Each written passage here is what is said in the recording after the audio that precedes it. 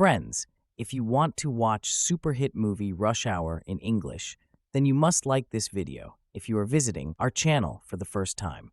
Don't forget to subscribe to our channel, friends. In today's video, the movie we are going to talk about is called Rush Hour.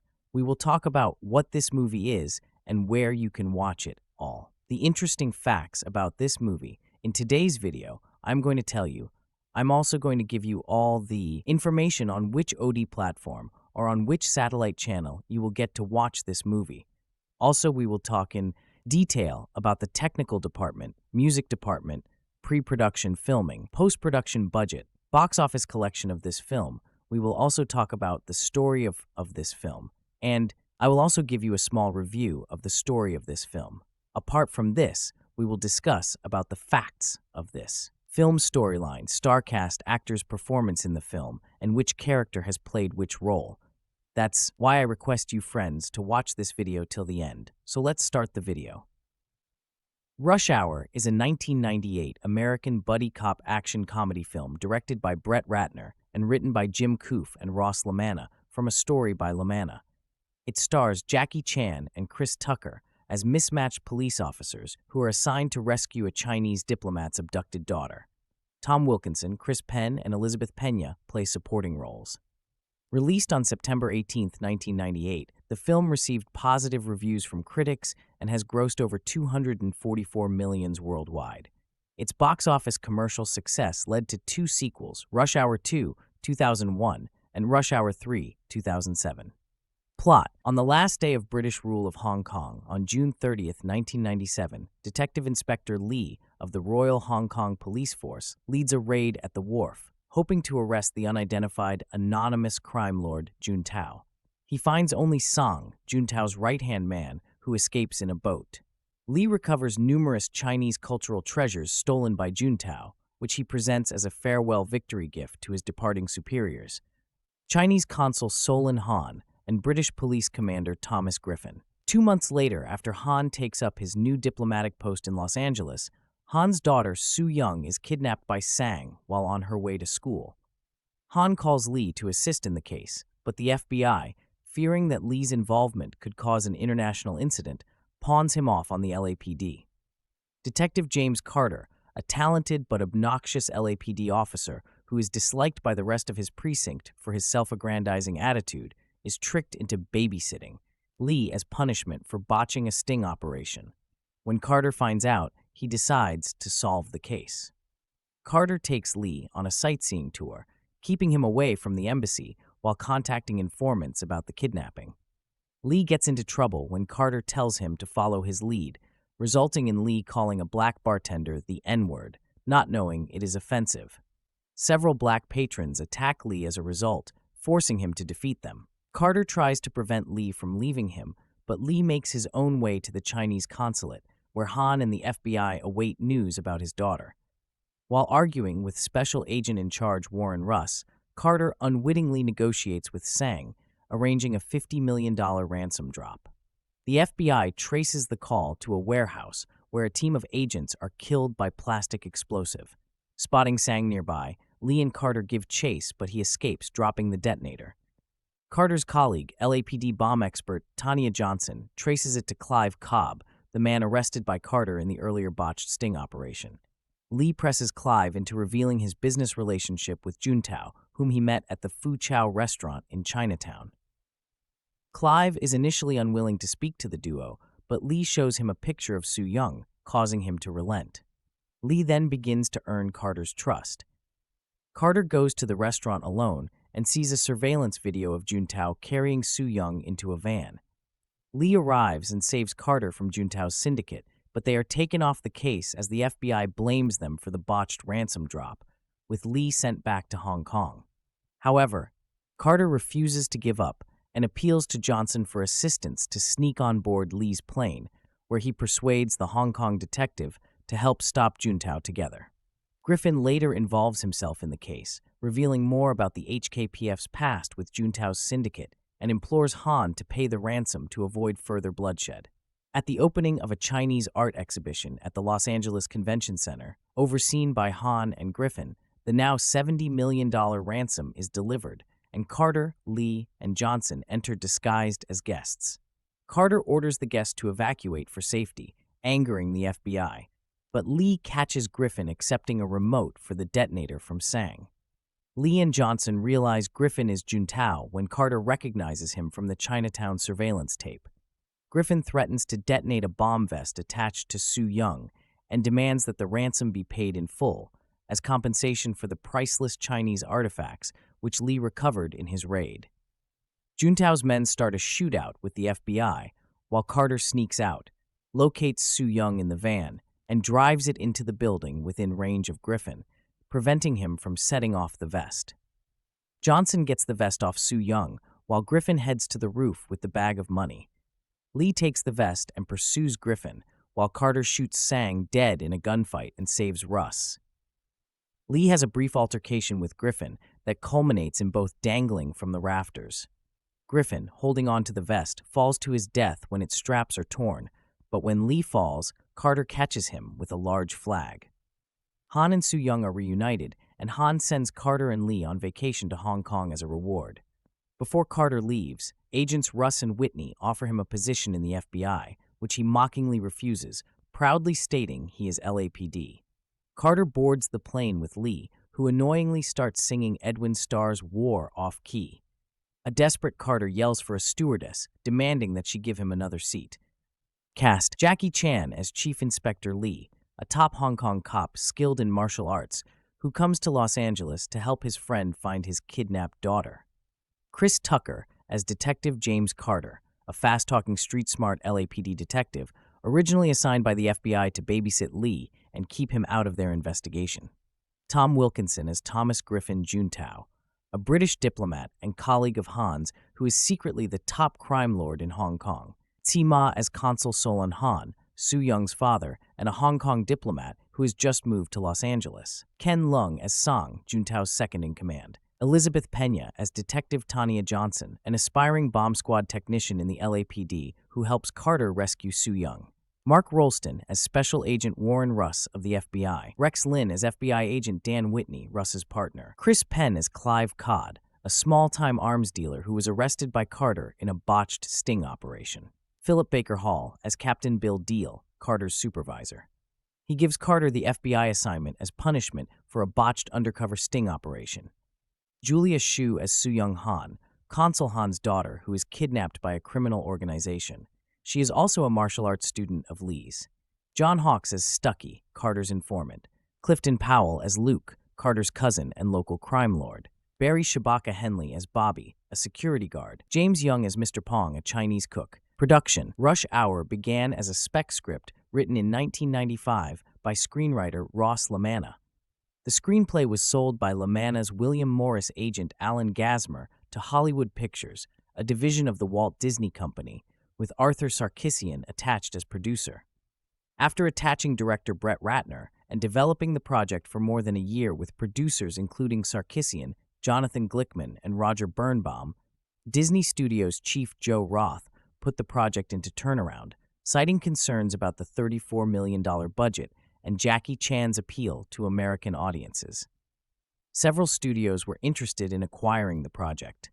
New Line Cinema was confident in Ratner, having done money talks with him, so they made a hard commitment to a budget and start date for Rush Hour. Martin Lawrence, Wesley Snipes, Chris Rock, Eddie Murphy, and Dave Chappelle were considered for the role of Detective James Carter.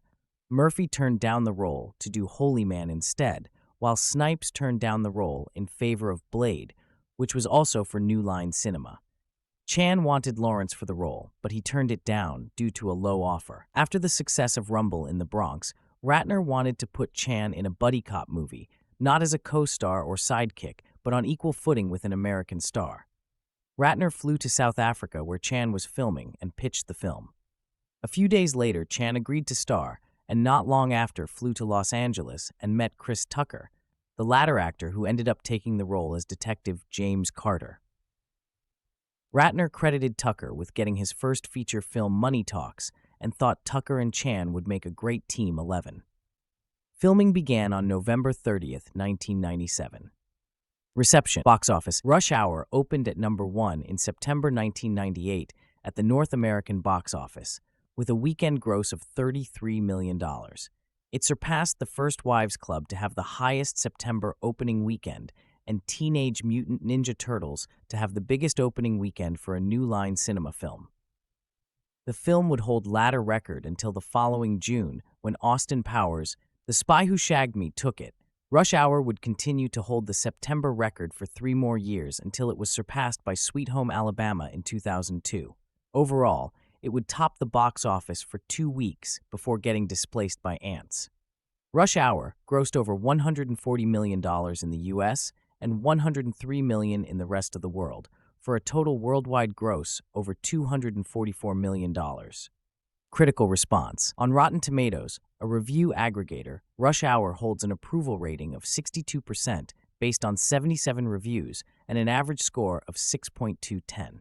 The website's critical consensus reads, "While it won't win any awards for originality, the combustible chemistry between its stars means Rush Hour hits just as hard on either side of the action-comedy divide."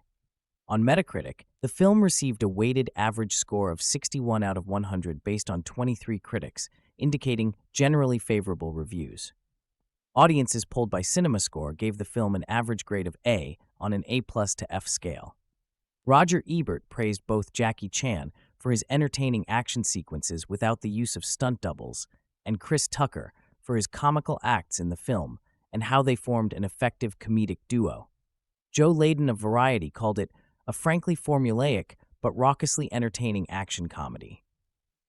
Layden is critical of the editing, saying that it works against Chan by breaking up the flow of his frenzied physicality. Charles Taylor of Salon.com is critical of Hollywood misusing Jackie Chan. Chan is a one-of-a-kind performer. Bruce Lee crossed with Donald O'Connor in the Make 'em Laugh number from Singin' in the Rain. Hollywood needs to stop treating him as if he were one of those fondue sets given as wedding gifts in the 70s, a foreign novelty shoved in a closet due to absolute cluelessness about what to do with it.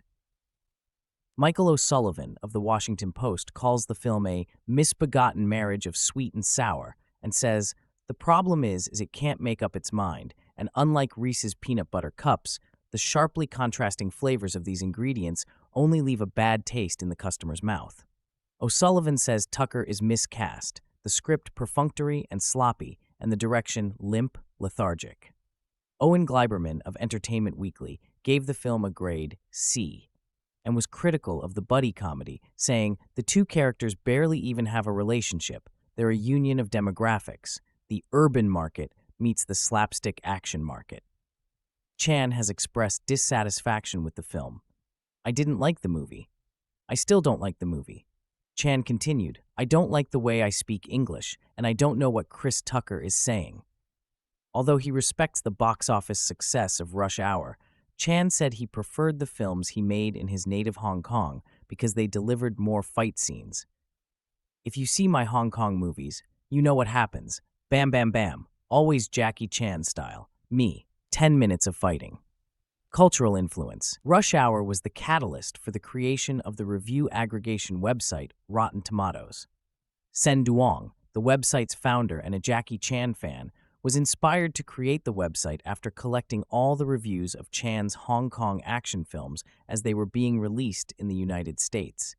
In anticipation of Rush Hour, Chan's first major Hollywood crossover, he coded the website in 2 weeks, and the site went live shortly before the film's release. Sequels. A sequel, Rush Hour 2, which was primarily set in Hong Kong, was released in 2001. A third film, Rush Hour 3, which was primarily set in Paris, was released on August 10, 2007. Tucker earned $25 million for his role in the third film, and Chan received the film's distribution rights in Asia. In 2007, before the release of Rush Hour 3, Ratner was optimistic about making a fourth film and potentially having it set in Moscow. In 2017, Chan agreed to a potential script for Rush Hour 4 after years of turning down scripts. Music. Main article, Rush Hour soundtrack. Edwin Starr's War was used as the ending theme for the film. The film's soundtrack features the hit single Can I Get A by Jay-Z, Ja Rule, and Emil, as well as tracks by Flesh and Bone, Wu-Tang Clan, Drew Hill, Charlie Baltimore, and Montel Jordan. The official soundtrack album was certified platinum on January 21, 1999. Rush Hour is our reliable friend, the Wunza movie, pairing two opposites, Wunza legendary detective from Hong Kong and Wunza Los Angeles cop, and Wunza Chinese guy and Wunza black guy, and Wunza martial arts expert and Wunza wisecracking showboat. Neither Wunza original casting idea, but together they make an entertaining team. The movie teams up Jackie Chan, king of lighthearted action comedy, and Chris Tucker, who crosses Eddie Murphy with Chris Rock and comes up with a guy who, if you saw him a block away, you'd immediately start wondering how he was going to con you. There are comic possibilities even in their personal patterns. Chan is not known for his effortless command of English, and Tucker is a motor mouth. Chan's persona is modest and self-effacing, and Tucker plays a shameless self-promoter. The story. During the last days of Hong Kong's status as a British colony, Super Cop Chan busts up a smuggling ring, but the masterminds escape to the United States. There, they kidnap the daughter of the Chinese consul, who tells the FBI he wants Chan, a family friend, flown in to help with the investigation. The feds want nothing to do with a cop from overseas, and they also don't want the LAPD involved. So they get the idea of pairing up the Chinese guy and the LA cop so they can keep each other out of the way. At LA Police Headquarters, this idea is well received after the chief, the redoubtable Philip Baker Hall, realizes it's a way to get his most troublesome detective out of his hair. That would be Carter, played by Chris Tucker, as the kind of loose cannon who roars around the streets in a vintage Corvette and works undercover in dangerous situations. Neither cop likes teamwork. Both work best alone. But Chan doesn't know his way around LA, and Tucker needs to earn points with his chief. That's enough to fuel the lightweight screenplay by Jim Koof and Ross LaManna, which contains a lot of genuinely funny lines and even a reference to Roscoe's Chicken and Waffles of Jackie Brown fame. Chan is, of course, noted for his stunts, which he performs himself, without doubles. Rush Hour has a neat little example of his wall-climbing ability, and a breathtaking sequence in which he leaps from a double-decker bus to an overhead traffic sign to a truck. And there's a scene in a high atrium where he falls from a beam and slides to safety down a silk streamer. It's useful to point out, I suppose, that although Chan does his own stunts, they are indeed stunts and not death-defying risks. He does what a stuntman would do, but with the same safeguards and deceptive camera angles. He is brave, agile, and inventive, but not foolish. I like the way the plot handles Su Young, Julia Shu, the consul's young daughter. Instead of being treated like a helpless pawn, she's portrayed as one of Jackie's little martial arts students in Hong Kong. Have you been practicing your eye gouges?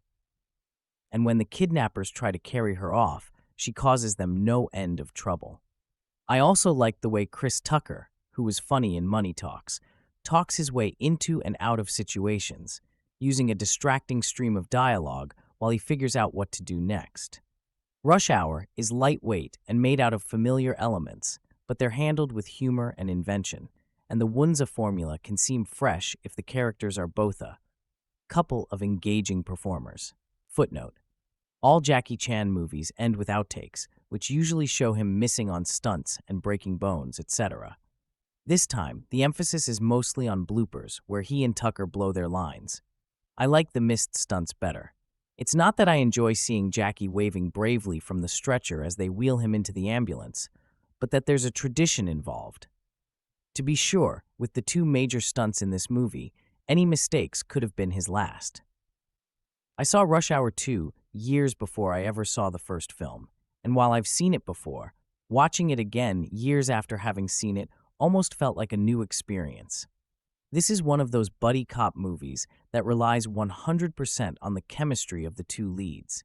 And Jackie Chan and Chris Tucker certainly make an odd couple, but damn it, they work well together. They're very funny together. Chris Tucker brings his signature annoyingly funny comedy, and Jackie Chan, of course, is naturally a very funny person. He's the master of physical comedy, but his interactions with Tucker are equally funny. I don't think it's a great movie, as it takes a while to get these two characters interacting in an entertaining way. But once it does, it's good. When a Chinese diplomat's daughter is kidnapped in Los Angeles, he calls in Hong Kong Detective Inspector Lee to assist the FBI with the case. But the FBI doesn't want anything to do with Lee, and they dump him off on the LAPD, who assigns wisecracking Detective James Carter to watch over him. Although Lee and Carter can't stand each other, they choose to work together to solve the case on their own when they figure out they've been ditched by both the FBI and police. Although the buddy cop film has been done so many times before that there is little to add to the genre, there is something about Rush Hour that makes it special. Even though it brings absolutely nothing new to the format and follows all the same beats that any movie of this kind would usually follow, it manages to get by on charm and chemistry. And it helps that it stars Jackie Chan as well. Jackie Chan is always good entertainment, and Rush Hour is no different.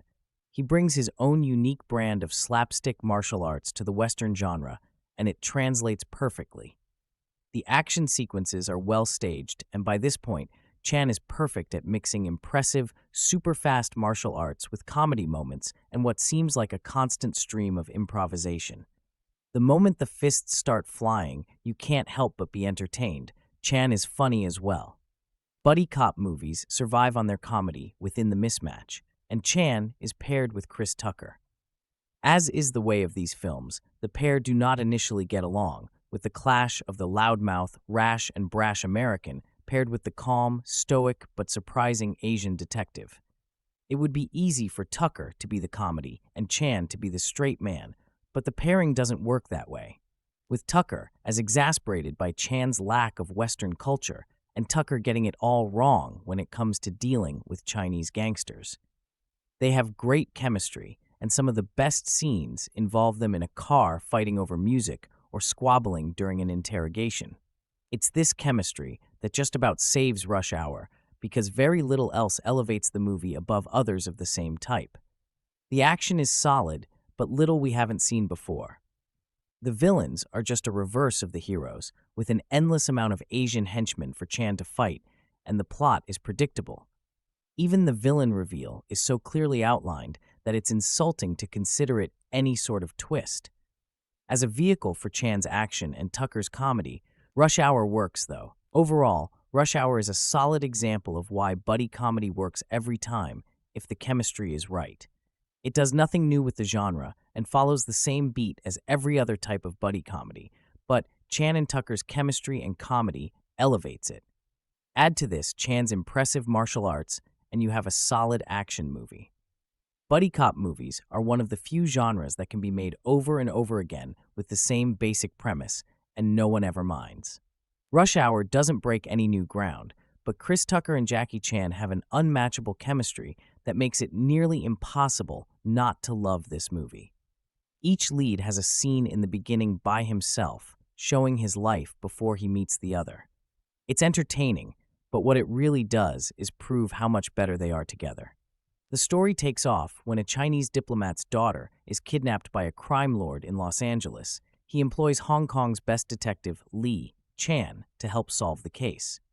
The problem is, the FBI doesn't want Lee involved, so they assign an LA cop, Detective Carter, Tucker, to essentially babysit him. Carter is the laughingstock of his department because he's always bragging about himself with little evidence to back it up. Lee and Carter don't get along at first, which adds to the humor. The two come from opposite worlds, yet they find ways to bond. Whether it's how neither of them are wanted for this case, or how each of their fathers died in the line of duty. Rush Hour has all the makings of a corny 90s action film. The cliched musical score backs up an even sillier series of events. But the humor is organically hilarious, and the story doesn't become more complex than it needs to be, so we can see past its flaws.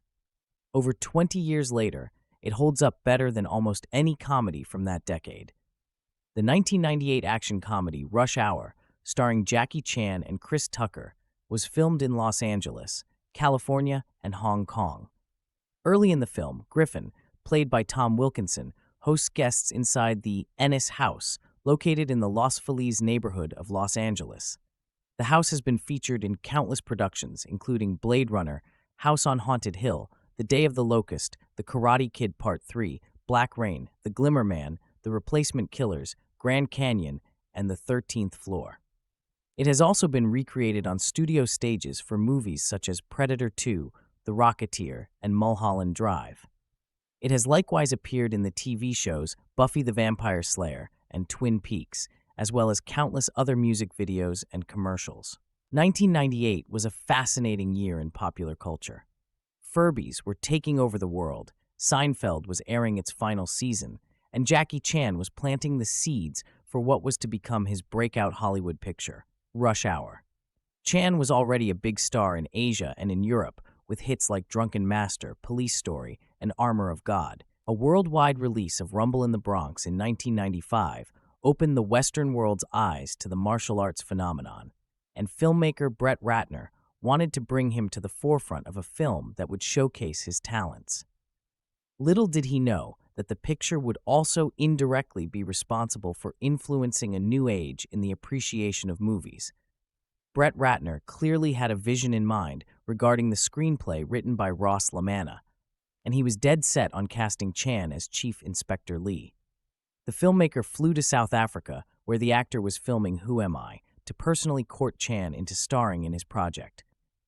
They had lunch, and the filmmaker dined, drank, and smoked cigars with Jackie.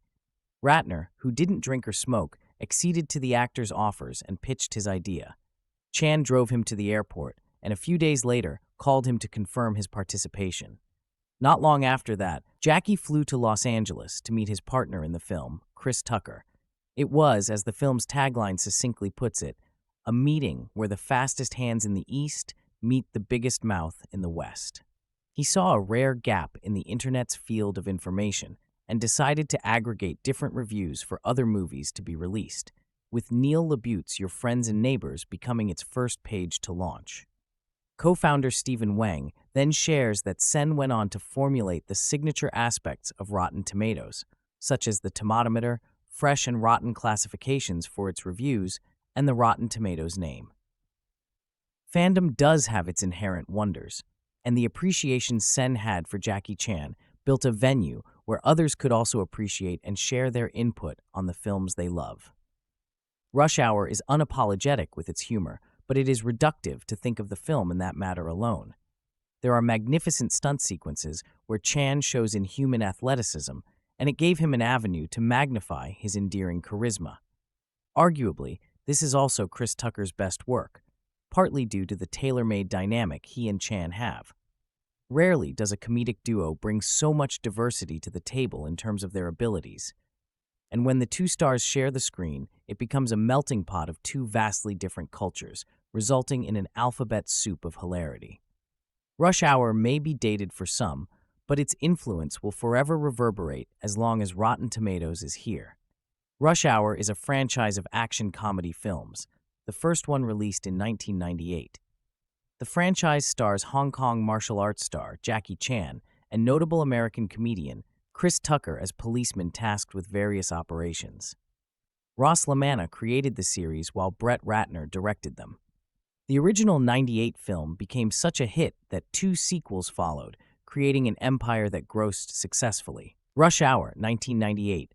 Chan plays Detective Inspector Lee of the Hong Kong Police Force, while Tucker's character is the Los Angeles Police Department's Detective James Carter.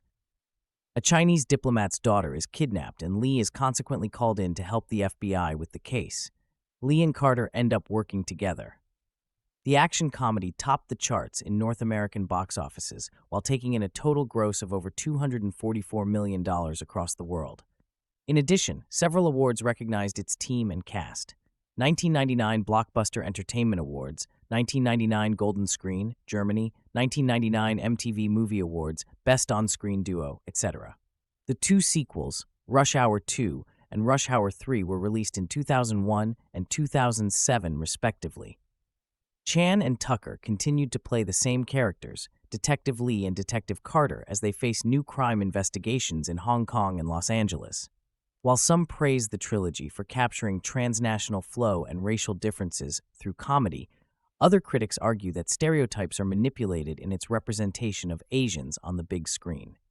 On February 22, 2018, Complex News reports that Tucker has confirmed a 4th sequel to add to the Rush Hour franchise. Nemo. Labo and I were assigned one of the most memorable films of 1998, Rush Hour. First off, I think this is probably the movie that introduced me to Jackie Chan as a kid. even if he was already a pretty well-established actor. I remember renting this from Blockbuster because I really liked Lethal Weapon, and this looked similar. It's funny that you mentioned that, because that's exactly what this film brought to mind for me. I rented it a few years later than that, but it brings me right back to scouring the aisles at my local Blockbuster for a fun film to watch with my dad over the weekend. Nemo. This movie has a pretty simple setup. A Chinese diplomat's daughter gets captured, and he sends his best man, Lee, Jackie Chan, to find her. He gets paired up with an LA detective named Carter, Chris Tucker, who earns the case after nearly blowing up a suspect and potentially getting 2 fellow officers killed. There is no earthly reason why Carter would get assigned this, but hilariously, he does anyway. Labo. The sense I got was because the LAPD knew it was a crap assignment and wanted to punish him for being a loose cannon who plays by his own rules. The IMDb summary for the film is just, 2 cops team up to get back a kidnapped daughter. And I'm like, well, yeah, that about covers it. Nemo. This movie is definitely like a more comedic version of 48 Hours, where Chan is a fish-out-of-water good cop paired up with Tucker's loud, brash bad cop. Speaking of comedy, does this movie's humor hold up? I feel like there's a ton of laughs in some places, but most of the race-related humor is especially dated. Carter now comes across as a huge jerk compared to Lee, especially early on in the film. Some of the humor is universal and will always hold up. Both Chan and Tucker have impeccable comic timing. Tucker's a funny guy just to look at, and he clearly knows it. Much of the best humor is the banter between the characters. Buddy cop films live and die on chemistry, and there's a reason Chan and Tucker made 2 more of these films. Nemo. Oh yeah, absolutely. It's fun to rag on Brett Ratner for being kind of an awful director, but his Rush Hour franchise is a worthy addition to pop culture, especially the first film. I like Ratner's very diverse take on LA, which just isn't all white schmucks in suits and police uniforms. It's a bit of a sidebar, but you raise a good point. I know 90s nostalgia is pretty hacky at this point, but I distinctly remember 90s TV shows and films being more diverse than they are now, and visibly so. Nemo. The strongest humor in the film definitely comes from the music-related jokes. I love Carter telling Lee never to touch a black man's radio. The Edwin Starr War sing-along still stands as an all-time incredible character moment. I absolutely adored the short gag of Soo Young singing Mariah Carey's Fantasy in the car before she gets kidnapped. Ditto Carter blowing up a car and then dancing to a few bars of Jackson's Another Part of Me, seemingly out of nowhere. Rush Hour has a cartoonish approach to the crime genre that really makes it feel less serious and more fun. Lebo, the war bit, is one of those iconic movie moments that feels like it'll be lost to time a bit, which is sad because it's a great character moment for Carter and Lee. The humor that holds up the worst for me is specifically the racial humor directed at Asians. While I wouldn't exactly call it cringeworthy or even that mean-spirited, it certainly feels dated. All the Chinese food jokes towards Lee just feel hacky. Carter bringing Lee to Grauman's Chinese theater is a hilarious moment at first, because Carter is probably being a bit serious and just not getting it. Him throwing in that line about maybe finding one of his cousins feels unnecessary. Yeah, absolutely. And it even gets directed at Asian extras in the cast, to the point of feeling a little tired. But watching Jackie Chan do martial arts moves while Chris Tucker dances is one of the high points of this film, and always the part I remember most after revisiting. I keep thinking about critic Dan Chiasson of The New Yorker, who called Chan a weaponized Gene Kelly, and I've never heard anything more accurate. I will always marvel at Chan's martial artistry. He famously does most of his own stunts, and as a result, there's always a sense of real danger in his films. His ability to do these complex, high-risk moves adds a genuine sense of drama and anxiety to everything he's ever done.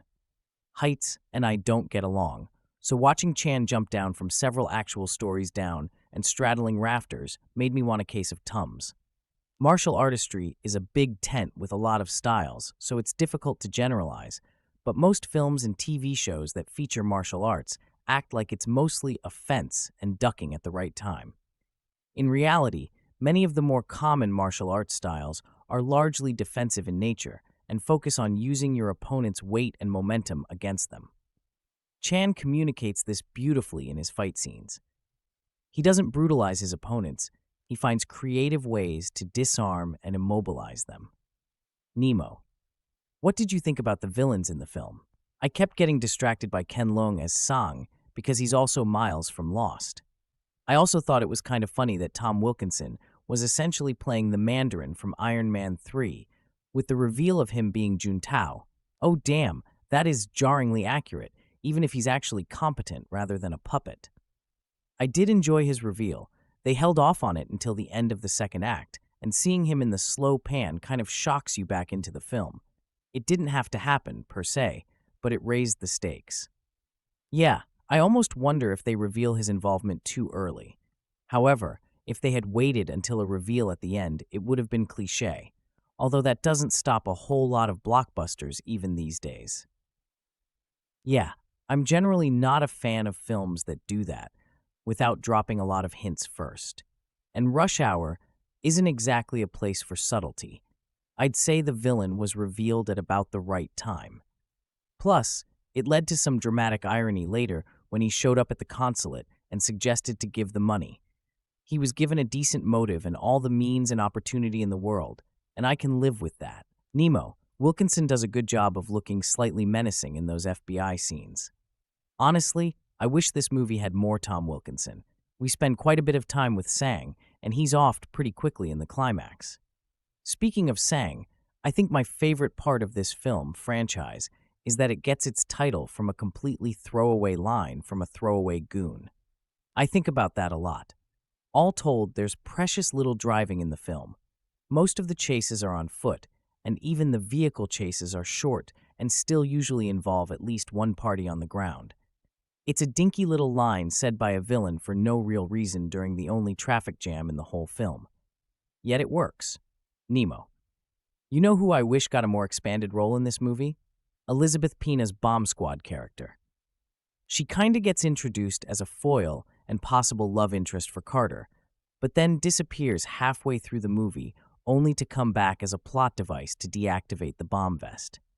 Yeah, there was a distinct sense that maybe in an earlier version of the script they get together, but it was phased out. She's solid whenever she's on screen, but doesn't get much screen time in the first place. Also, not a huge fan of the fact that we only see her screw up a bomb in training once and watch her cut the wire correctly by making a lucky guess.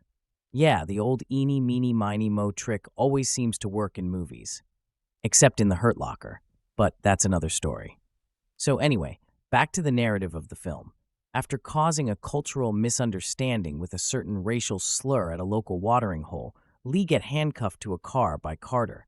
Lee then escapes and breaks into an FBI safe house, basically one-handed, where he is mistaken for the kidnapper.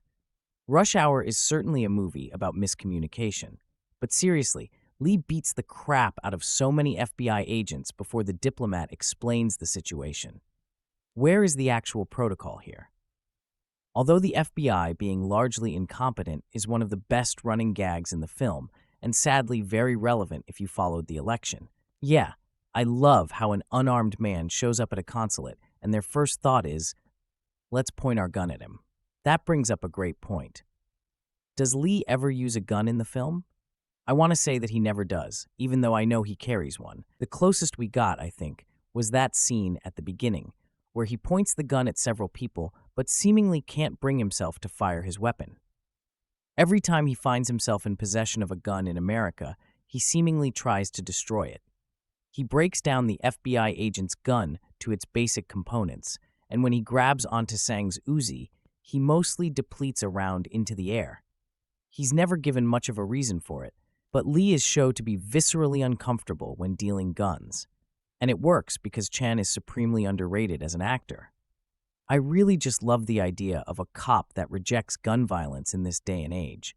After Carter catches up to Lee, the FBI are set up with a false ransom and then get blown up with a bomb because, once again, incompetence.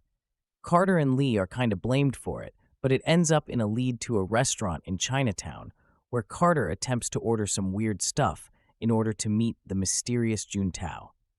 Labo. I feel like Carter saying that the eel was good, but could use some hot sauce, summed up their dynamic pretty well. Nemo. This movie actually has a political bent in the background that isn't as relevant now. The film takes place on the last day of British sovereignty, when the UK released Hong Kong as a territory in 1997. This explains why Griffin Juntao, Tom Wilkinson, is an old white British imperialist who is an avid collector of Chinese art, leading directly to the climax in an art museum, which undoubtedly has lots of stolen historical artifacts. Yeah, Yuntao's motive has a bit of a colonial bent, where he thinks that just because he obtained something means that he has the right to it. I like how they loudly seemed like they were going to set the final confrontation up to be a big property-destroying massacre, when in reality, the property damage was pretty minimal, save for 2 solid gags. We haven't talked about Su Young a lot, but I like how capable she is. She even gives Sang a hard time capturing her, and plays along with Carter's distraction plan pretty well. Kids in action movies can be pretty annoying at times, but I never really found her to be in that category. Lebo.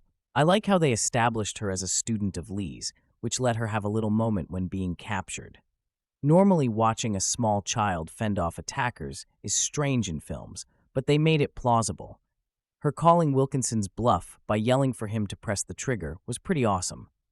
The actress who played Sue never appeared in another feature film after this. So, basically the movie ends with the girl saved and the villains killed. Carter and Lee get a trip to Hong Kong, which sounds like an attempt at setting up a sequel, but they never even leave Los Angeles in the second one. I know they brought back Su Young for the third one, but it wasn't the same actress. Any final thoughts on the film? I'd like to take a moment to highlight the "my daddy can beat up your daddy" exchange Lee and Carter had. Oh yeah, nearly forgot to mention Carter's dad. His one moment of clarity comes from him not making peace with how his father dies and explains why he is ambivalent about having a partner. Also, the phrase, "Do you understand the words that are coming out of my mouth?" will follow Chris Tucker to his grave. It's the clip news organizations will invariably show when he dies, and they need a tribute piece for him ready. I do remember people quoting this movie a lot when it came out. Tucker doesn't have a lot of film roles, but almost all of them are completely memorable. Libo. One of the most surprising parts of this film is that Tucker didn't have much of a film career before this, and seemingly has less of one since. Maybe he prefers to focus on stand-up, but there is something sad about someone so profoundly talented having so few roles. Rush Hour is undeniably dated, but the killer chemistry between Chan and Tucker will always hold up. While it might not be as quotable as it used to be, it's still a perfectly enjoyable film that's just as comfortable being quippy as it is kicking ass. I've seen this movie countless times. It was always airing on some or other channel when I was growing up. It's a really enjoyable movie, but as with a lot of comedies, some of its themes just haven't aged well. That being said, it's still one of my favorite buddy cop movies, and a movie I'll probably watch countless times more. Okay, basic plot. Detective Inspector Lee, Jackie Chan, is a member of the Royal Hong Kong Police Force who is asked to come to Los Angeles to solve the kidnapping of a Chinese diplomat's daughter. The FBI see Lee as nothing but an unwanted tourist and assign him a babysitter to keep him busy and out of trouble. Detective James Carter, Chris Tucker from the LAPD. Initially hostile to each other, the two men overcome their differences and band together to solve the case themselves. Two lead characters with opposing styles, temperaments that are forced to work together. A high-profile case that they are thrown off of, a big bad who's played by a semi-well-known actor. Rush Hour has all three, obviously, but the thing that makes the movie work so well is the chemistry between Jackie Chan and Chris Tucker. The only thing faster than Chan's punches and kicks has to be Tucker's mouth. Individually, they both offer so much entertainment and genuine laughs, but together, they're an absolute riot. It's a comedic duo made in heaven. It spawned a trilogy and a TV show that I will never watch. Now, while a lot of this movie's humor is founded in the contrast between the clash of cultures of Tucker and Chan's characters, the way some of the jokes are presented is problematic at best and straight-out racist and misogynistic at worst. You could argue that the jokes represent the mindset of society at that time, and therefore won't be as politically correct as comedy is forced to be in the modern era. It's not promoting discrimination, it's just displaying it. Either way, certain elements of this movie have not aged, but thankfully, these kind of jokes are in the minority. The comedy flows through Jackie Chan's remarkable stunt work and Chris Tucker's ability to talk himself out of, but also often into, trouble. The movie just extends over what seemed to be that mandatory 90-minute runtime that all movies in the 90s had to adhere to. In a movie like this, that runtime is more than sufficient to present its story. This film is well-paced, and the action pops up in rhythmic intervals that ensures things never get boring. Its plot is a bit formulaic, and the big twist about who the big bad behind the criminal organization is so obvious that a toddler could figure it out. It's always the rich white man, especially if he's British. Overall, Rush Hour has some problematic elements, but being a 90s comedy, it's almost unavoidable. This movie works so well because of the star power and charisma of its two leads. Its action is fun, and overall, it's a fun way to spend an hour and a half. Newsflash: Rush Hour is a good movie. I think that almost goes without saying. 24 years after its theatrical release, the movie remains an absolute delight to watch, regardless of whether or not you had grown up with it or not. Rush Hour, 1998, follows an investigation led by detectives Lee, Jackie Chan, and Carter, Chris Tucker, to find and save the Chinese consul Han's daughter, Su Leung, after she's been kidnapped by a crime lord. But if I'm being honest, that's not really the point of the Brett Ratner-directed comedy. I mean, it's certainly the plot of the movie, but it's not why people continue to quote it to this day. At the center of Rush Hour is an undeniable chemistry between its two leads that is an absolute delight to watch. Chan and Tucker don't so much coexist on screen together as they continually try to one-up each other using their respective strengths as performers. Tucker's performance is built around an impulsive and often loud personality, while Chan's provides the aerobic skills and kind-hearted characteristics that he's known for. What results from this is an extremely balanced buddy cop pairing that stands out due to their contrast, despite how crowded the buddy cop genre is as a whole. And frankly, that's why this movie works as well as it does.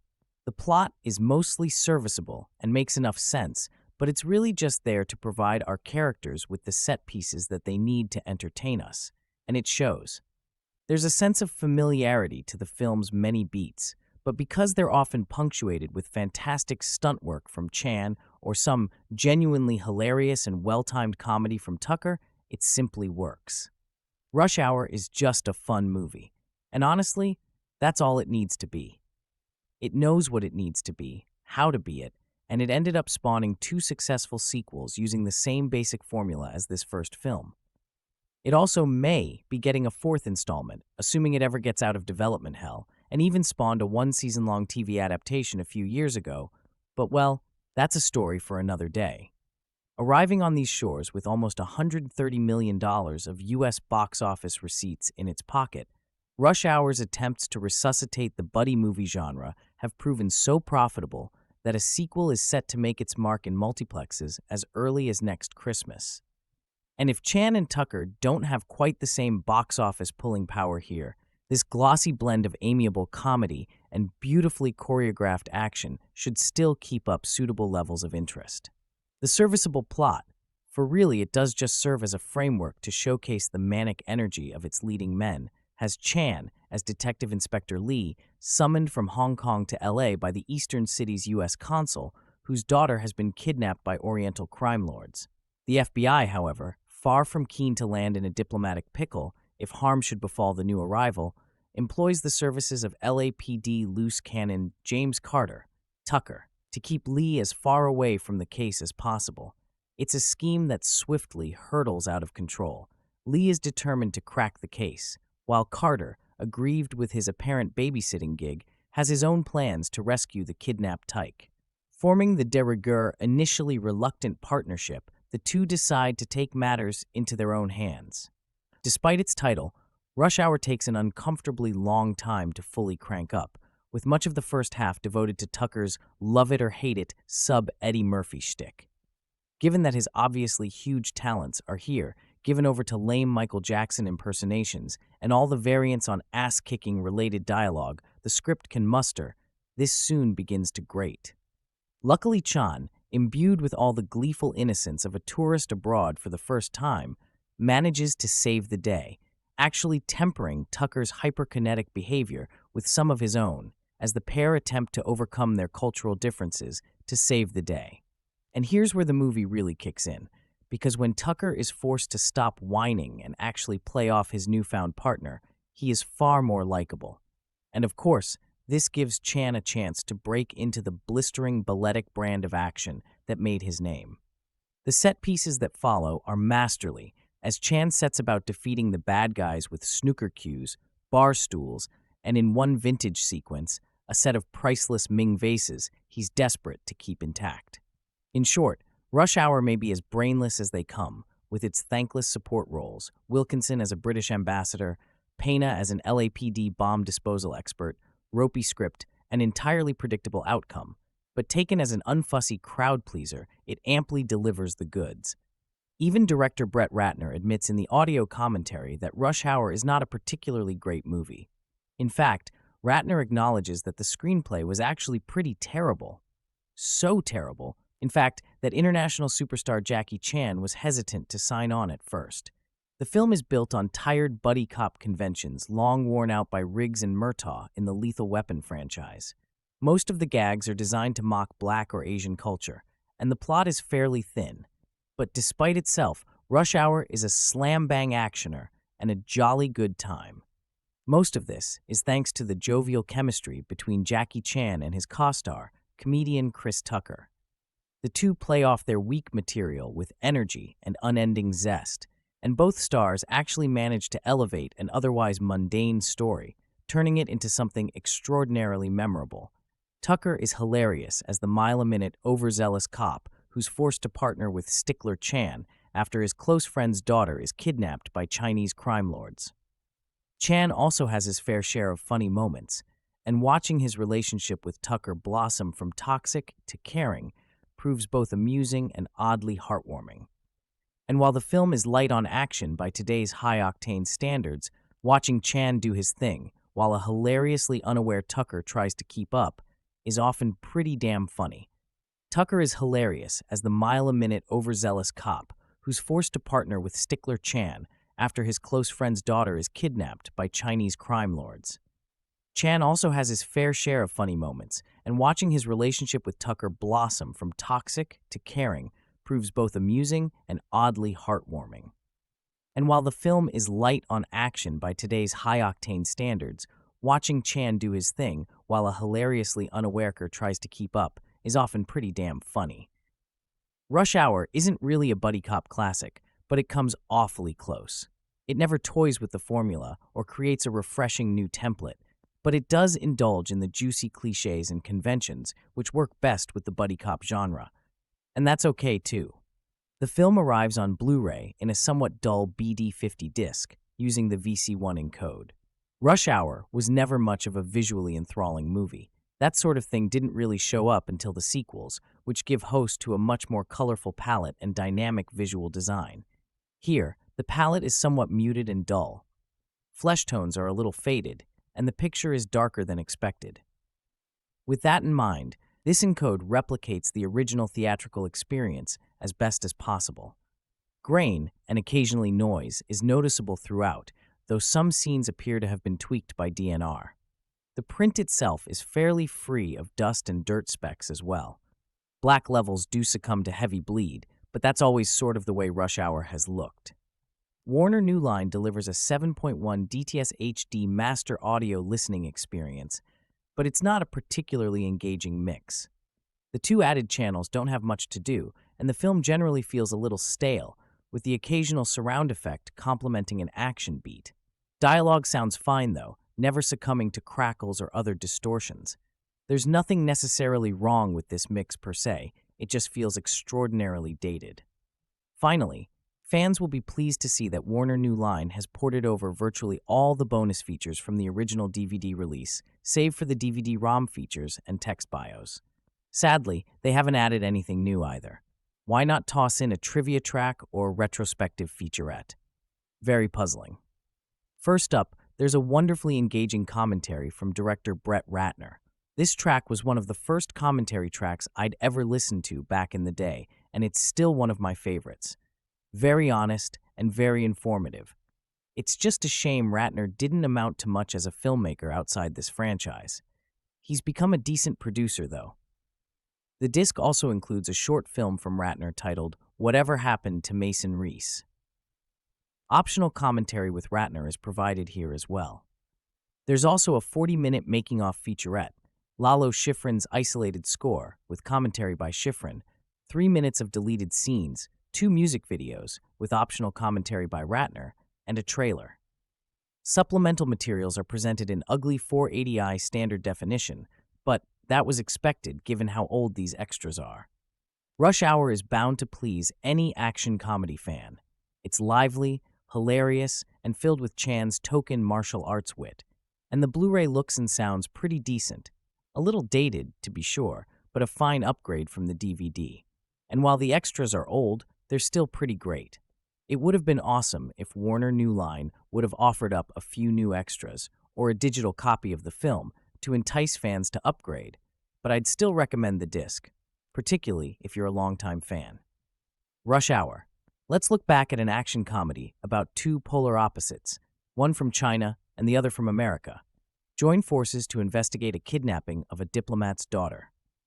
The premise I'm referring to is none other than Rush Hour.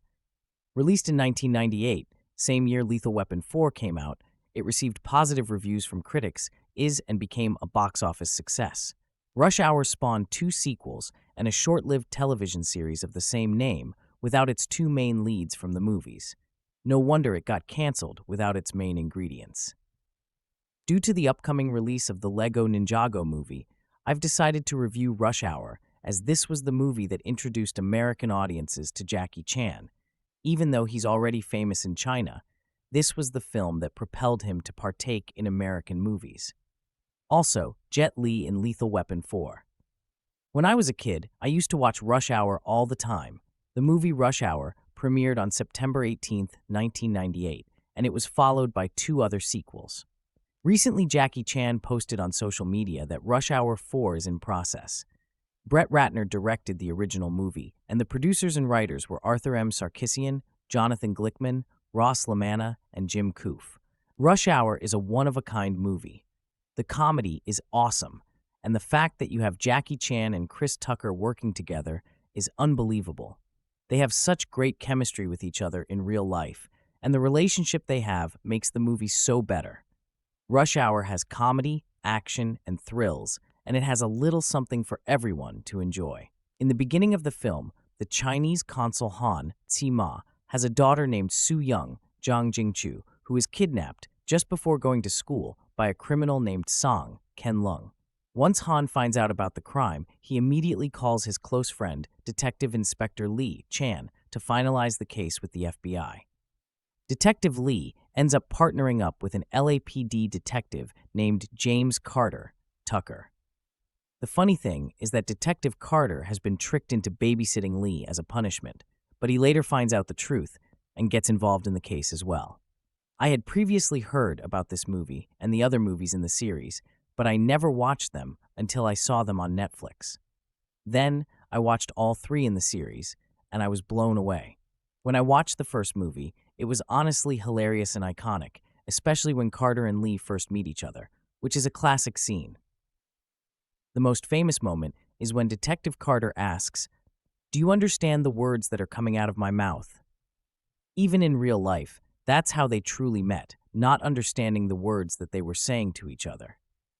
I enjoy how they cast and directed the movie. Even though it is a crime fiction story, most of the time you will be laughing out loud. We also get to see how both Carter and Lee change over the course of the story. Carter is more of a cool guy who is very loud and proud of himself. He is reckless, he shows off, and he makes sure that people know how good he is. One of the best things about Carter is how funny he is, but sometimes he makes things too complicated. Lee is the opposite of Carter, as he's very serious and responsible about his job and life. He isn't into the partying life, but sometimes when he's with Carter, he will let loose a little bit, but only after he is in a serious mood. The best fighting scene happens in a restaurant between Sang's men and Detective Carter and Lee, and the funniest scene is definitely when Carter and Lee are comparing how good and famous they each are in their hometowns. But the best and only song that will never change is when Lee is singing the song War by Edwin Starr in Carter's car. The best thing about Rush Hour is that there are 2 other movies in the series, and there is another one coming soon. If you like what you've just read, you should consider watching Rush Hour. CBS has exhausted so many permutations of the buddy cop format that the network has inevitably resorted to adapting and recycling. It does a bit of both with Rush Hour, a lighthearted series version of the Chris Tucker-Jackie Chan movie trilogy, pairing Justin Hires and John Fu as the wisecracking LA detective and taciturn Hong Kong cop, thrown together here on an open-ended basis. The benefit of this strategy is that negative reviews won't likely represent much of a setback.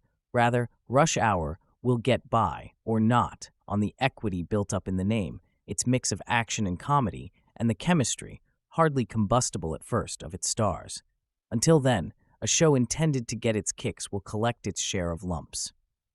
During that same time period, his co-star Jackie Chan has appeared in 22 movies. Now, I'm willing to give Tucker the benefit of the doubt that he is more discriminating than Chan when it comes to picking roles after all, who isn't, however even a blind squirrel finds a day. Nut sometimes. There has to have been some other role that a man who co-starred in blockbusters like these could have been used for.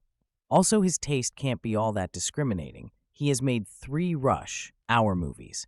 Now, I should come clean right off the bat. I didn't particularly like the first Rush Hour movie, but thought it was okay for what it was. I hated Rush Hour 2. I had no plans on ever watching another of the series, then Rush Hour. Or, Brett Ratner did something devious. He decided to set the Guy movie in Paris. Therefore, I had to weigh my natural distrust of all things Rush. Hour versus is my natural love of anything Paris, after all. I've seen lots of movies that I knew I never should, just for the opportunity to spend some time in the City of Lights. Mr. Bean's Holiday is just the last example in a long, awful list. So here I am, review copy of Rush Hour 3 in my DVD player, hoping for the best, but expecting the worst. And yet I am still shocked I had no idea how bad it could possibly be. Rush Hour 3 makes Rush Hour 2 seem like is in Kane. The blame is not on Jackie Chan. Chan does his normal workmanlike job. He's not a very good actor. And even with about 30 years of appearing on and off in US films, he still does not sound completely comfortable acting in English. Still, he is a wonderful stuntman, and his fight scenes, if sometimes a little ludicrous, are in general entertaining. He also has a self-depreciating humor, which can be charming on the whole. Chan doesn't really embarrass himself, except for one scene in which he is forced to talk in street lingo. However, Tucker is, if possible, even more annoying, grating, unfunny, over-the-top, ridiculous, pathetic, and completely unlikable than he had been in the previous movies. This undoubtedly is the real reason that no one in Hollywood, other than Brett Ratner, will hire him. The plot, as if it really matters, has the mismatched cops working together for the first time in 3 years to protect the daughter of a Chinese ambassador, as well as find the mysterious Cheyenne. They are aided by an elderly British ambassador, Max von Sydow, and a cab driver who wants to be an American spy, Ivan Adele. Standing in their way are an obnoxious French police chief, Roman Polanski, and Chan's long-lost brother. If you can't figure out who the ultimate criminal is, you just aren't trying very hard. The guys go through the motions, stumbling across major clues, meeting important participants in the case just by chance, flirting with every woman who looks their way, and fighting their way through some of the most beautiful landmarks in the world. It all leads to an absolutely absurd and seemingly endless action sequence at the Eiffel Tower.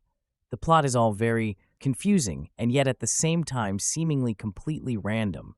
The story seems like it was made up as they went, along with narrative strands forgotten or misused throughout. Still, with all the conflicting plot points and muddled narrative, I really only have one question about all this. What the hell are respected talents like Max Vono and Roman Polanski doing in Rush Hour 3? Then, if there was any doubt how much the movie sucks, the film ends by resorting to the one absolute dead giveaway of a movie that has no ideas in its noggin, a montage of cast bloopers over the closing credits.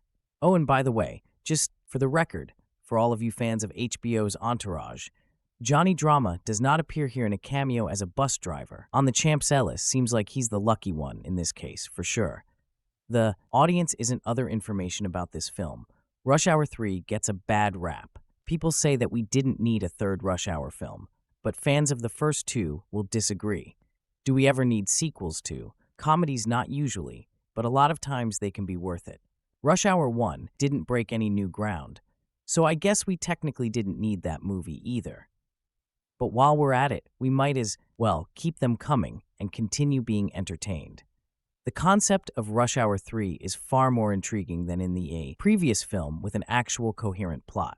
This third installment begins as Ambassador Han Ca nearly gets assassinated when he is about to reveal the identity of the Cheyenne, a legendary individual that holds the names of the leaders of the Triads, Detective Lee Jackie Chan and Detective Carter Chris. Tucker venture to Paris to find and protect this individual. The plot isn't as predictable. Plus, we get some great twists and turns. Tucker and Chan are still pretty funny. I'd say funnier than in Rush Hour 2. Even though Tucker's leash is just as short, the jokes are better written and more unexpected than in the last film, where a lot of the humor comes from inside jokes from the first movie. We're actually given some good action sequences, with Tucker finally learning martial arts and joining in on the action. There's a really impressive final fight scene that highlights the already well-complemented movie. I wouldn't be against more Rush Hour movies. When it's all said and done, they're harmless entertainment, founded on two actors, dynamic chemistry. Who wouldn't want more of that? It's hard to think of a sadder commentary about Hollywood's sequel fetish than the existence of Rush Hour 3, dull, uninspired, and redundant, this third pointless movie. In an action/comedy franchise that defines mediocrity, doesn't even try to disguise the fact that its existence is a money grab. I wasn't a fan of either previous Rush Hour film, but neither felt as tired and obligatory as this one. Aside from some amusing scenes with Chris Tucker and a nice deja vu dance routine to warts performed by Tucker and Jackie Chan, this movie offers nothing that wasn't done better in the other outings featuring these mismatched buddy cops. The wafer-thin plot has Chief Inspector Lee Jackie Chan protecting a Chinese diplomat during his stay in Los Angeles. He has top-secret information about the Triad crime syndicate, but before he can divulge it, he is shot Lee, reunited with his former partner Detective James Carter. Chris Tucker vows to the consul's daughter Su Young Jingchu that he will find the man who attacked her father to do this. Lee and Carter must pursue Triad assassin Kenji Hiroyuki Sanada to Paris, where they are aided by an anti-American cab driver named George Ivan Adele, who discovers that he has a taste for car chases and gunplay, as was true of Rush Hour and Rush Hour 2. This movie combines hit-and-miss comedy with lackluster action. The film doesn't have much of a pulse, and the excitement comes across as pallid when compared to last week's The Bourne Ultimatum, although at least the camera isn't afflicted with the shakes. This movie is probably no more amusing than its predecessors, although it's hard to be sure nothing in any of the Rush Hour products has been roll-on-the-floor funny, and this one is no different. Especially lame is a riff on Who's On First that proves the stars of this movie have nothing on Abbott and Costello. There's also a parody of emotional moments in buddy movies featuring Elton John. Sorry seems to be the hardest word. Maybe that's supposed to be an apology to the audience by Brett Ratner. Also consider a scene featuring a lot of raw sewage that may on some level be a comment about where the franchise is headed on, of the many areas in which the movie disappoints. Although all things considered, it isn't unexpected. It's in the lack of physicality displayed by Jackie Chan at age 53. He can no longer perform the kinds of stunts that made him an international star. Putting life and limb at risk in the line of duty are things for younger men. Most of Chan's most daring work has been passed on to stuntmen, and there are hints of CGI, although not to the point where it's distracting. The end credit outtakes, which are typically a horror show of Chan muffed stunts, are limited here to verbal bloopers, messed up lines, and the occasional minor pratfall. Chan's gift for comedy appears as muted as his martial arts daring do. At no time during Rush Hour 3 is he especially funny. My assumption has been that as Chan aged, he would gravitate more toward comedy, but this isn't a good start. Chris Tucker picks up a nice paycheck, but none of the slack. However, while it's a stretch to call him likable, at least he's not as irritating as he was in Rush Hour and Rush Hour 2. Both Chan and Tucker are outmaneuvered in the comedy department by Ivan Adele, whose character's love-hate relationship with American culture leads to some of the film's wittiest, and I use that word loosely, scenes. Max von Sydow, in concealed bad guy mode, is on hand to do what he does best with that glorious Boz voice. Now that Bergman is officially in his grave, he can turn over, and Roman Polanyi has a cameo as a French policeman who anally rapes Lee and Carter. Yes, you read that correctly, a Ping 13 movie features anal rape. Although, of course, it's only implied and is used to get a laugh. Why Polanski would agree to play? This part is anyone's guess. It's not the kind of thing that will help his less-than-sterling reputation. I kept waiting for Gan Reno to show up, since he always seems on hand in these English-speaking films. Set in France, does Rush Hour 3 deliver what audiences expect of it? Only its most devoted fans will say yes. Formula is in place, but the performers are going through the motions. It's a stale version of the previous movies, and they weren't all that great to begin with. One could argue that director Brett Ratner at least invested Rush Hour with some energy, even during the climactic battle at the Eiffel Tower. There's nothing resembling that here. This is just another disposable summer movie, so lackluster that it's not even worth searching out when it plays on television. The Rush Hour experience, which never attained anything resembling full speed, has come to a crashing halt. More detail. That's a roughly comparable Dre to brilliance ratio to the first two Rush Hour movies, I guess, and par for the course for Jackie Chan's Hollywood films, and a fair number of his Asian ones. It's just that the earlier Rush Hour movies are hit and miss throughout, whereas Rush Hour 3 is basically non-stop. Missing for an hour, saving all its hits for the end. Fans of Jackie's unique brand of action comedy could almost actually recommend that they do buy their tickets an hour or so after showtime and stroll into to catch the last third of the film. What with pre-show trailers and advertisements, you don't have to worry about missing any of the good stuff. And if you stick around for the end credit outtakes, with the usual assortment of flubbed lines, botched stunts, and horsing around, you'll probably see all you need to of the first hour, enough to piece together bits of the plot, such as it is, that might not be clear from the third act. Definitely enough to get a sense of the crudity of the first two acts, in case you had any doubts about the prudence of skipping them, that the outtakes are funnier than the rest of the film. Goes without saying, not that plot points are a major concern. In a movie like Rush Hour 3, which is even more shapeless and haphazard than its predecessors in the first two films. LAPD Detective Carter Chris Tucker and Hong Kong Inspector Lee Chun took turns being the fish out of water. First, Lee came to Carter's law stomping grounds. Then Carter went with Lee back to Hong Kong. Now, the boys take their odd couple buddy movie shtick to Paris, so they can both be the fish out of water. You would have figured this out from the climactic fight scene at the Eiffel Tower.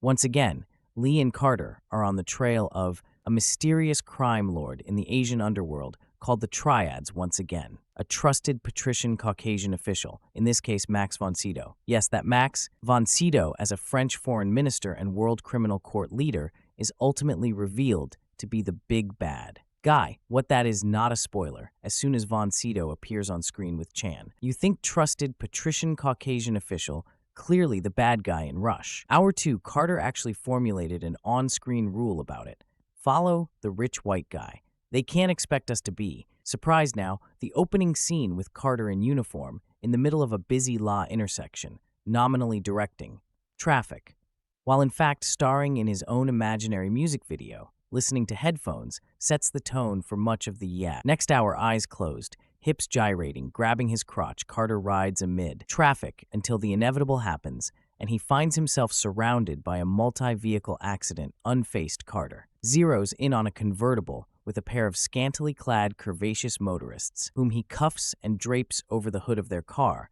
then tries to set up for a double date with himself and Lee.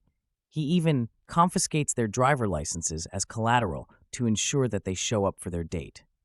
Are you laughing yet? Carter has always been a loudmouthed, obnoxious, walking libido, but he sinks to new lows here, I think. Or maybe I just don't remember how low he got in the first two films. It was funny. In the first film, when Carter riffed on the notoriety of the LAPD were the most hated cops in all the free world. My own mom is ashamed of me. She tells everybody I'm a drug dealer in this film, even the drug dealers. Not to mention the LAPD would be ashamed of Carter, who surely goes the whole film without once thinking of his mother's shame. The movie brings back a couple of familiar characters, including Lee's friend Consul, Han Si, whose daughter Soo Young, now in her 20s. Jing Chujang was kidnapped as a child Julia Soo. In the first film, we also meet Kenji Hiro Yuki Sanada, a triad, Crim Lord, whose personal history is closely linked to Lei, and a pair of women with triad connections, Noami Lenore Yuki. Kudo, the first action sequence, a chase scene through the LA streets, as Jackie tries to run down a sniper who nearly killed Consul Han, is energetic and has a few good moments, but nothing really special. Later, the search for the culprits leads Lee and Carter to an LA dojo, provoking surely the most pointless confrontation in Jackie's Hollywood career. Despite a towering opponent so outsized, he looks like a lord of the mod. Ring's camera trick rather than a real person, he isn't. Chinese basketball player Sung Ming Ming of the Maryland Nighthawks really is 7'9" in. There's also of Who's on First sequence, involving Dojo Master. You as in I am you. I cannot resist quoting the production. Notes producer Jonathan Glickman says, they are virtually doing an Abbott and Costello routine. It has no place in any type of action movie you've seen before. But in Rush Hour, it's perfect, that is. Why they use the exact same joke. In Rush Hour 2, you died, Inspector, you died. There is one fairly clever verbal gag in which Lee and Carter, having captured an Asian assassin who only speaks French, are obliged to enlist the assistance of an older nun who speaks French so that they can interrogate him. The defiant thug spits vulgarities that the nun demurely conveys through euphemisms. He used the N-word again, prompting a furious Carter to respond in kind, but at Lee's insistence out of respect for the nun's vocation. Carter must also restrict himself to euphemisms. Even a tired non-speaking slang joke at the end doesn't entirely ruin the scene. The trail then leads to Paris, a setting which the production notes mention provided inspiration for new possibilities for costuming fabrics. It also opens the door to new possibilities. For lack of costuming fabrics, did you know the average French woman is naked 34% of the time? Carter asks on the flight his nose in whatever sort of reading material contains such tidbits of information in Rush Hour 2 sequences. In a Las Vegas casino and a Hong Kong massage parlor offered plenty of opportunity for gratuitous ogling of bored, barely clad showgirls and massas. But now we're in Paris, where they can have actual topless showgirls if they want to. Rush Hour 3 is also the first Rush Hour in which Carter actually gets a woman in bed, although she doesn't get a chance to get out of her skivvies. Jackie used to have a scruple about sex scenes in movies because he wanted his films to be family-friendly. Well, Franco-American relations are the butt of endless jokes in Rush Hour 3, which in the proud tradition of Team America brandishes its swaggering, ugly foe, Americanisms, like a badge of honor, and doesn't do the French any favors either upon arriving in Paris. Lee and Carter are sourly beaten and rectly examined by a snooty French police inspector played by Roman Polanski. Yes, that Roman Polanski. Afterwards, they stagger to a taxicab where a stony Parisian cab driver named George Ivan Adele announces that he doesn't drive Carter's kind, meaning Americans whom he dismisses as violent troublemakers who start wars and kill people for no reason. Carter's outraged rebuttal is forced the cabbie to sing the American national anthem at gunpoint. Later, though, after a high-speed car chase, George is electrified by the thrilling rush of American-style violence and loses no time in acquiring a baseball cap and learning American slang. Alas, his wife may not let him kill anyone, and so it goes until the climactic confrontation at the Eiffel Tower, which contains what is surely the best extended sequence in Jackie's Hollywood UA, happily after two directorial misfires in which practically every action sequence in the first two films, with pointless close-ups and quick cuts, returning director Brett seems at last to have learned his lesson and gives Jackie room and time to do what he does best. Perhaps Ratner learned a thing or two, making X-Men 3 as disappointing as it was the climax. Involves a sword fight much more satisfying than the one in Shanghai Nights, some inspired daring do, and on the Eiffel Tower, and a climactic stunt that outdoes the big finales of both earlier films in the final shot as Chan and Tucker yet again boogie to the strains of Edwin Starr's War. What is it good for? Absolutely nothing. You might be momentarily struck by the ironic incongruity of a film that practically celebrates America's violent image, abroad having an anti-war anthem as its hallmark. At that point, you should slap yourself in the head for thinking too hard and sit back for the outtakes. Rush Hour is our reliable friend. The one's a movie pairing two opposites. One's a legendary detective from Hong Kong, and one's a Los Angeles cop, and one's a Chinese guy, and one's a black guy, and one's a martial arts expert, and one's a wisecracking showboat neither. One's a original casting idea, but together they make an entertaining team. The movie teams up Jackie Chan, king of lighthearted action comedy, and Chris Tucker, who crosses Eddie Murphy with Chris Rock, and comes up with a guy who, if you saw him a block away, you'd immediately start wondering how he was going to con you. There are comic possibilities, even in their personal patterns. Chan is not known for his effortless command of English, and Tucker is a motor mouth. Chan's persona is modest and self-effacing, and Tucker plays a shameless self-promoter during the last days of Hong Kong's status as a British colony supercop. Chan busts up a smuggling ring, but the masterminds escape to the United States there. They kidnap the daughter of the Chinese consul, who tells the FBI he wants Chan, a family friend, flown in to help with the investigation. The feds want nothing to do with a cop from overseas, and they also don't want the LAPD involved. So, they get the idea of pairing up the Chinese guy and the LA cops so they can keep each other out of the way at LA police headquarters. This idea is well received after the chief, the redoubtable Philip Baker Hall, realizes it's a way to get his most troublesome detective out of his hair. That would be Carter, played by Chris Tucker, as the kind of loose cannon who roars around the streets in a vintage Corvette and works undercover in dangerous situations. Neither cop likes teamwork, both work best alone. But Chan doesn't know his way around Ella, and Tucker needs to earn points with his chief.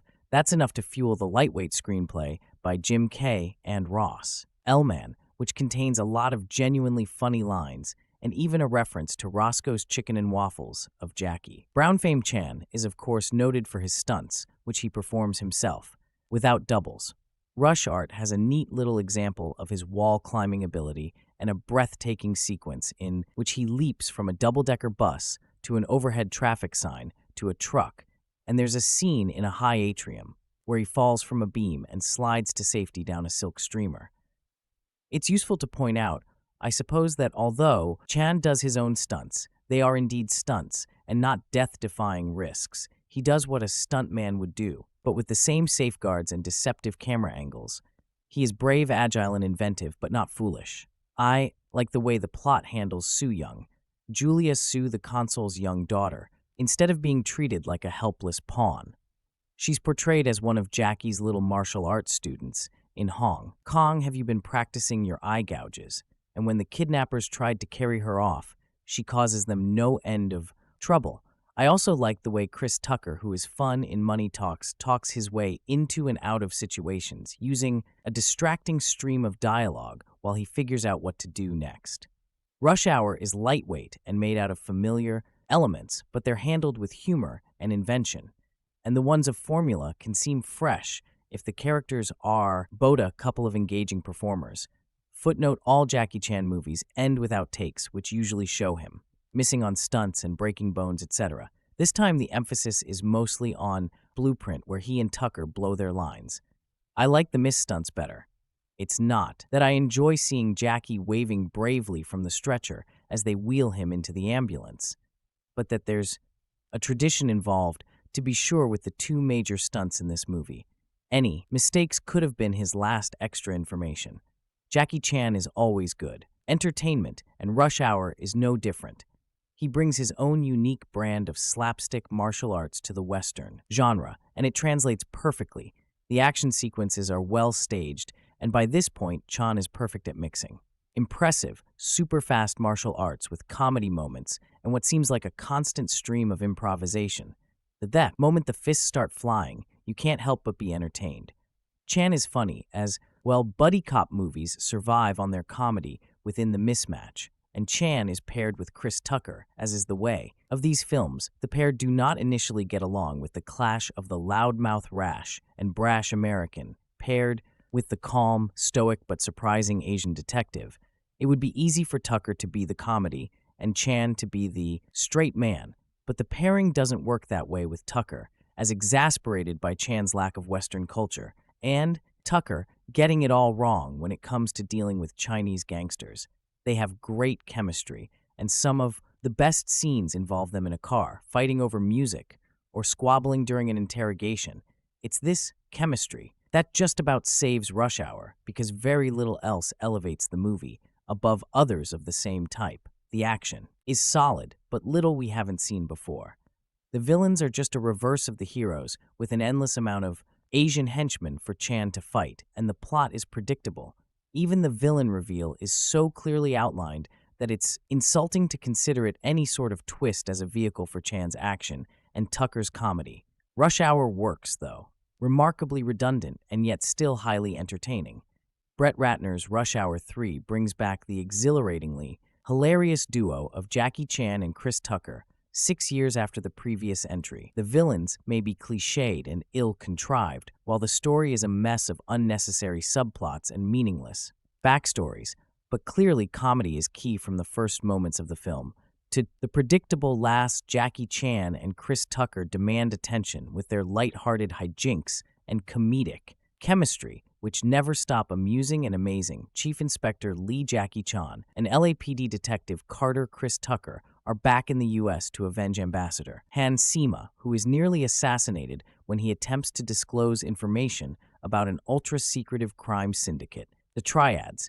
Their investigation brings them to Paris, where mysterious nightclub dancer Genevieve Noemi Lenore may be the only clue to uncovering the murder plot and the marks against their own lives. Lee must also reconcile with his long-time friend Kenji, Hiroyuki Sanada, who may be on the wrong side of the law and at the heart of the conspiracy. Rush Hour 3 wastes no time leaping straight into action and comedy, which perfectly recreates the tone and mood of the first two films, despite the fact that the story takes a backseat to the action and the general or signature events that occur are overly repetitious amidst the series. It doesn't attempt to camouflage itself as anything more than what meets the eye. Perhaps most disappointing of all is the conventionality of the antagonists and the nearly identical counterpart demises and plot twists from before, as if the filmmakers' efforts to remain faithful to the franchise required duplicating storyline, editing, and structuring. All the principal players return, including a few surprises, such as references to Isabella from Rush Hour 2, a grown-up Soo Young now played by Jean Jin-Chu, and even minor supporting characters like the police chief. But the spotlight still unquestionably belongs to Tucker and Chan. While Chan is famous for his extraordinary martial arts skills and the fact that he does all of his own stunts, his age is beginning to interfere with the vigor and intensity of the stunts he's willing to attempt. Less spectacular fight sequences are replaced by humorous events choreographed into action. Even green screen work that demonstrates risibly illogical arrangements make a discouraging tour appearance. Chan at least knows how to be creative with his fighting, and in his familiar fashion makes use of tables, chairs, and random props to engage in comical battle. But the most impressive stunts are those of the villains who pursue the duo across the streets of Paris in riveting van and motorcycle chases. It's refreshing to see violence portrayed in such a facious manner, and yet still be equally diverting. And precarious Tucker continues to use his fast-talking mouth instead of his brawn. And although the first 2 films created a mild distaste for his brand of obnoxiousness, here it is channeled directly toward villains, so the audience can wholeheartedly side with his boisterous blathering. The new Rush Hour outings have always been a collection of action and comedy sequences, loosely strung together by plot. It's as if the gags are derived first. The story often feels trite and unoriginal, and Rush Hour 3 is no exception. But the chemistry between Tucker and Chan reaches a new high, while the fantastic setting of the City of Light allows for a new of racial jokes and political incorrectness aid us on first routine, obviously inspired by Abbott and Costello, a prim nun translating foul language, and George the anti-American French taxi driver are examples of witty additions to the regularly mischievous comedy showcased in the series. But the inclusion of a supermodel here, Noami Lenore, is terribly expected, and screen legend Max von Sydow can't seem to summon life into his generic role. A showdown on the Eiffel Tower and the end credits outtakes are other strong points, but Kenji's forced villainy and pathetic character development will remind viewers that Rush Hour 3 is a simple venture with unambitious goals, produced primarily for box office receipts. Though nothing is terribly memorable or inspiring, constant bits of crudeness and slapstick humor make the occasion worthwhile, especially for fans of the prior installments. But after seeing all three Rush Hour features, it's likely that audiences won't be able to remember which one had which particular event or role. They all sort of blend together. This film, directed by Brett Ratner, screenplay by Jim Ross, story by Ross Elman, produced by Roger BMBM, Jonathan Glickman, Arthur M. Saracen starring Jackie Chan, Chris Tucker, Tom Wilkinson, Chris Penn, Elizabeth Pena cinematography, Adam Greenberg, edited by Mark H.R. music by Lau Schifrin, production company Roger Birnbaum Productions, distributed by New Line, cinema release date September 18, 1998, running time 98 minutes, country, United States language, English budget $33 to $35 million, box office $24.4 million. So guys, this is the review of Rush Hour movie and some information about it. How do you like our today's video? Please let us know by commenting. And if you like this video, please like it, share it, and don't forget to subscribe to our channel. Thanks for watching.